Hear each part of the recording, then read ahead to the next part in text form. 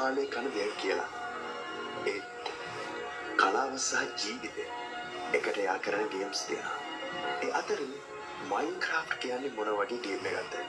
මයින්ක්‍රාෆ්ට් කියන්නේ නිකම්ම ගේම් එකක් නෙවෙයි. ඒක ඔයාලගේ හිතේ තියෙන දේවල් එළියට දාන්න පුළුවන් ස්කැන්වස් එකක්. මේකදී ඔයාලට ලැබෙන සරල බ්ලොක්ස්.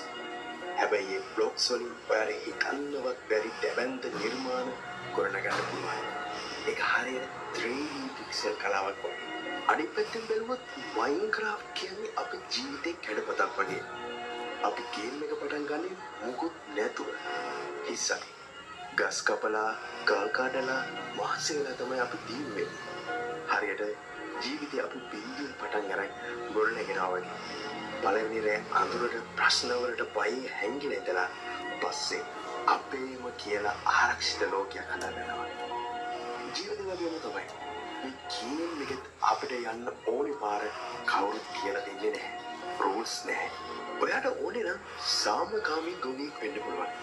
එහෙම නැත්නම් ලෝක ගවේෂණය කරන රණශූරයෙක් වෙන්න පුළුවන්. ජීවිතේ අරමුණ තීරණය කරන්නේ ඔයාමයි. ඉතින් මයින්ක්‍රාෆ්ට් කියන්නේ නිකම්ම බ්ලොක් තියෙන ගේම් එකක් නෙවෙයි. ඒක කලාවේ නිදහස. ජීවිතේ අරගෙන ඒකට එකතු අපූර්ව නිර්මාණයක්.